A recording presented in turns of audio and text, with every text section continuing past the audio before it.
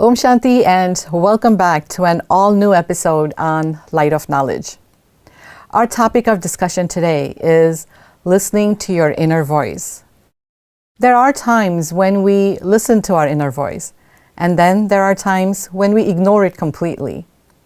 We need to go into the depth of this matter. And to help us with this discussion, we have Sister Maureen back with us in our Godlywood studio today. Sister Maureen, once again, welcome back. Thank you. What is, I may ask, an inner voice? I mean, I know when we talk, we have a voice, but what exactly? I would say the inner voice is our conscience. Okay. However, the problem is that within that inner voice, there are so many other voices. Okay. Teachers, parents, culture, society. So to listen to my inner voice, I have to discern what is really coming from me and what are all those other voices that have been, dictating my life. Wow, I mean, that sounds like a really difficult task. How would you know what's coming from within and what's, part of the society or part of your nurturing? Again, I think going back, we spoke the other day about feelings. And I think if we go into our feelings, we can listen to what is coming up for us. Okay. And of course, all those other voices will come up. But I have to sort through them and see which is my voice and which is the voice of my parents, my teachers, society, that's often filled with guilt and shame and pressure. So, I think it's a very important thing, though, because I can't know myself if I don't know my inner voice. Okay, so it's as important as knowing yourself. It's the method to know myself. Is that right? I never thought of it that way. Could you elaborate on that a little bit? Well, for example, if I'm asked to do something that's not comfortable for me, then I have to listen to my own inner voice and see what do I really feel about that, because my inner voice is also aligned with my values. Okay. And the values are very, very special to me. They're not necessarily other people's values, but they're my values. So when I listen to my inner voice, I can do it that way. I can discern what are my core values, what would I live for, what would I die for. At my funeral, what would I want people to say, what is important to me. And then look at that inner voice and see how I'm being guided towards that. Okay. Now this is an example where you're asked to do something and you have to rely on your inner voice. Sometimes though, I just want to take an example of, say I want to go bungee jumping and I'm afraid of heights, but I just want to do that in order to face my fear. But my inner voice is telling me, don't do it. So is that the fear factor again, which is telling me not to do it? Or is that some kind of intuition I'm getting that don't do it, something bad might happen? Yeah, you're bringing up a very interesting point, because sometimes we don't know what is our inner voice and we don't know if it's fear or intuition. But I think the more we start listening to our inner voice, and we can do it on things that are not so huge, because bungee jumping is quite a big one. So we can do it, we can check our inner voice on small aspects perhaps to get to know my inner voice and get to know, so I can really discern what is my voice and what is a intuition that's telling me not to do something. Can it be possible that we have a negative inner voice inside? For example, someone that tells us that you're no good. That's not my voice. Okay. Yeah, my voice won't say that. Okay. That's the voice of parents, of society. Okay. Yeah, I don't think the inner voice would put me down, because it's not truth. Okay. Especially as we understand through the Rajyoga Meditation studies that my original nature is beautiful. So if I'm hearing a voice that says, you're no good, It's definitely not based on truth. Is it possible that when we have a feeling, it's again going back to what I asked you earlier, that it's misguiding us? And that has been, a situation where I'm not able to figure out sometimes, where is it really giving me the right guidance that I need, or is it misguiding me?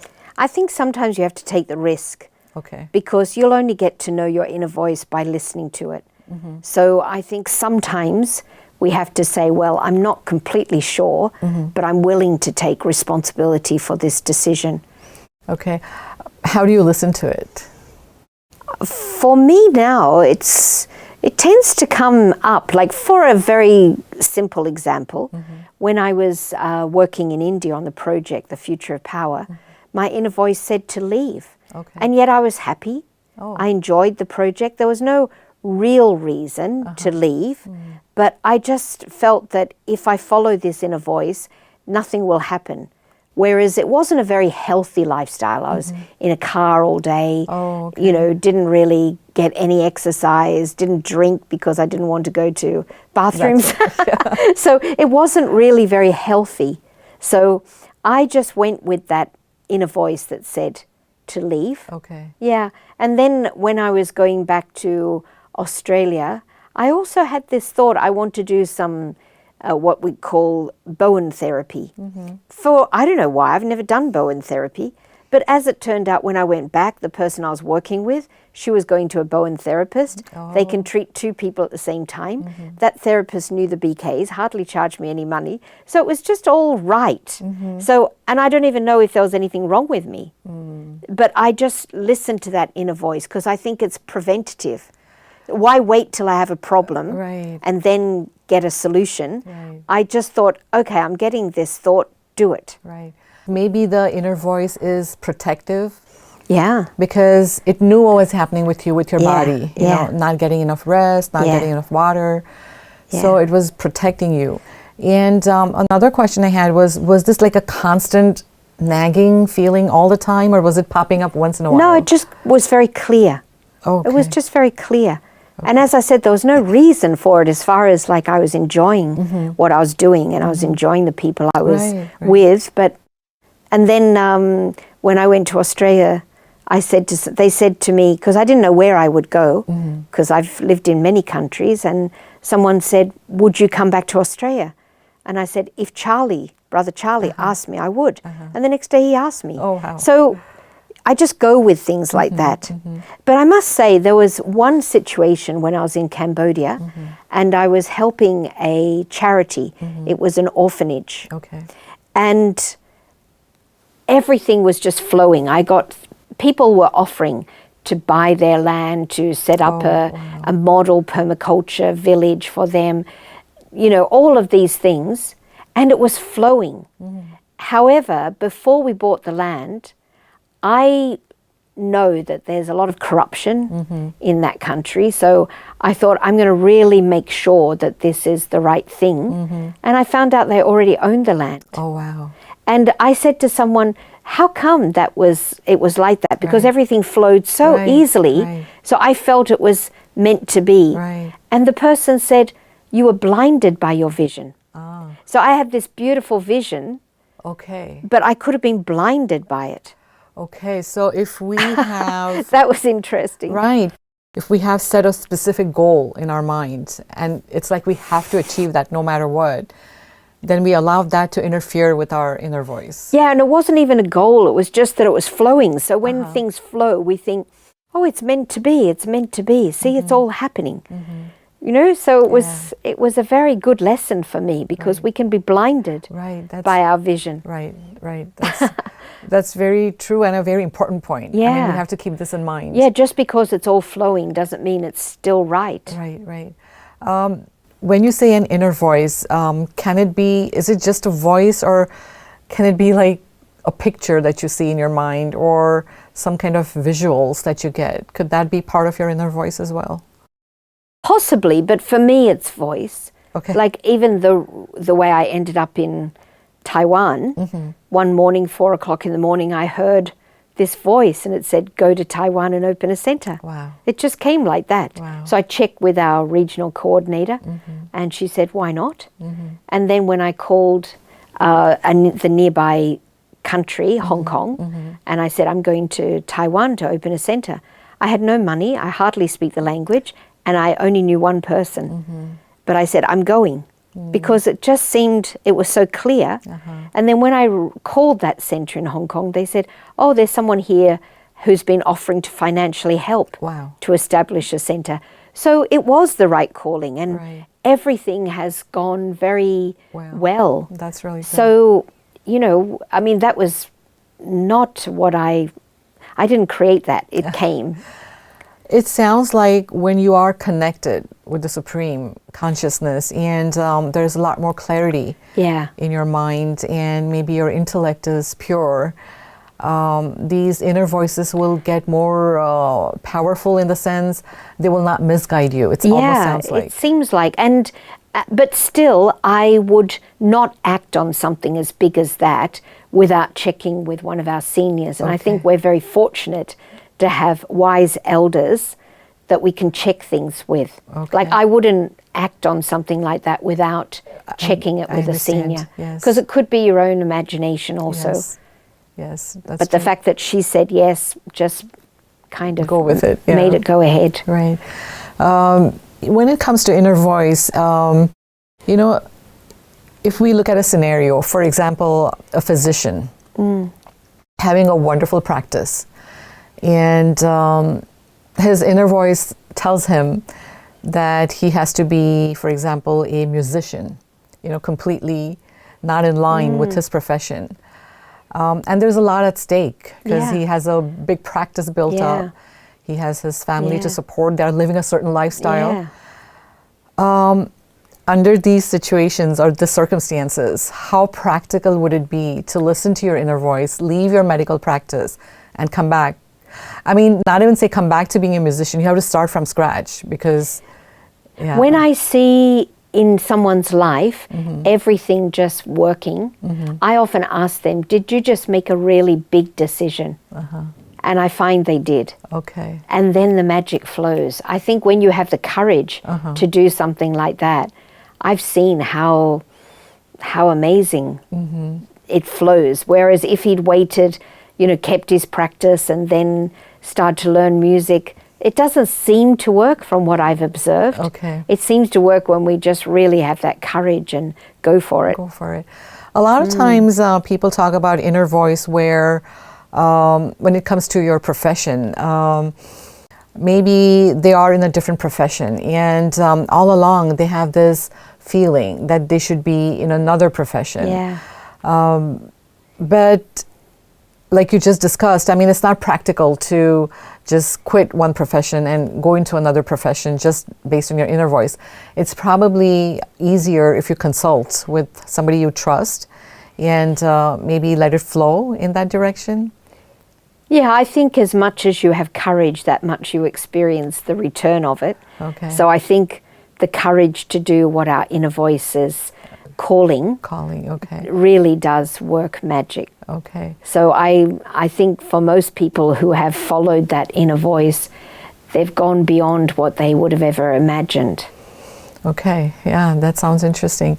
Does it help to go back and write down, like say, for example, you're not happy with the profession you're in, and you're not able to figure out, I mean, everything seems to be okay, superficially on the top level, but you're still not happy with it. So would it be helpful to kind of go back into your childhood and write down what did you want to be when you grow up? And I think it's often related to our values. Sometimes we find ourselves in a profession where we're not aligned with our values. We can't feel the values that are being alive in our life. So we feel pulled to live a more values-based existence, and where we can really live out our values in a practical way. Because it's one thing just to have them, but if you're not living them, they don't mean much, actually. Going back to what you said earlier about your inner voice being influenced by a lot of other factors. Society, your parents probably play a big role. But this probably comes into play only when you're deciding a certain profession or your career. But when it comes to spirituality, say for example, I'm of a different faith and I want to follow another faith, and there's a strong pull in me. And I know I'm going to be criticized, and there's going to be a lot of criticism coming from people around me.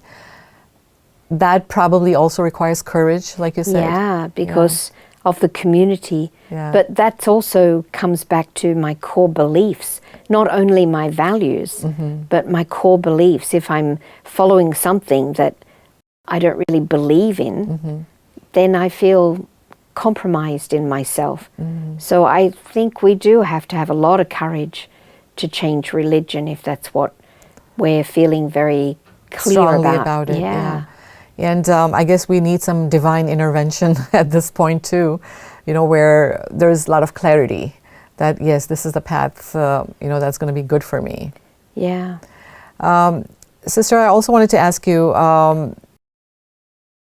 you earlier told me that inner voice cannot be negative, because if I get an inner voice that tells me that you're no good, that's coming from the body consciousness, or it's coming from the society. Yeah. That's the belief that I grew up with, that I'm no good. It's not truth. It's not truth. How about smaller situations, like you said, not necessarily bungee jumping, but smaller situations where, say, if I want to run a marathon and, I've never done it before, and my inner voice tells me, don't do it. The reason I'm asking this is I'm assuming this is independent of the influence of other people. So again, I really want to do it, but my inner voice says don't do it. I doubt the don't do it is your inner voice. I think it's your doubts, self-doubts. Oh, okay. Probably. Okay. Yeah. I mean, it can be a warning. It can be a indication that comes from a deeper level. But often the barriers and the negative thoughts are not our inner voice. Often, mostly. Okay. So how do we develop the true inner voice? By following it. I think the only way we can really develop it is by following it. And then we get more and more faith in that inner voice, and we let it guide our life. Okay. But do you have any meditation practices or, any kind of maybe self-affirmations that will help us get to that stage where I start believing my inner voice? I mean, the reason I'm saying is we don't have that confidence. When we hear our inner voice tell us something, we probably don't have the confidence to go through with it. So how do we build ourselves up to that level where we can truly listen to our inner voice? Yeah, that's a very good question. I think the more we get to know ourselves, and that's where meditation would help. When we get to know ourselves, we believe in ourselves, we then know that we know what's best for us. We have this inner voice that is telling us what we are meant to do. Okay. So I think meditation and practice and, really listening to myself over a long period of time. Okay. Does the inner voice have anything to do with your, say, past karmic accounts? I mean, if we go into the depth of that's the a good inner question. Voice, could things be coming from another lifetime? Often when people so-called fall in love, they're actually just connecting with a past karmic account. Okay. It's not necessarily love. It's a karmic pull. Right. So, yeah, it can be like that. It could be. So that's where we come up with these love-hate relationships. Yeah. Because, you have this connection, but at the same time, there is this pull away from the person. So that's, so can we say that inner voice does not always guide you the right way? Yes. I think the more you become a being of truth in your own self, the more it will guide you in the right way. But when you're still confused and caught up and still kind of looking externally for things, Okay. then I think it doesn't guide so well. Okay. It's body conscious, in other words. Body consciousness.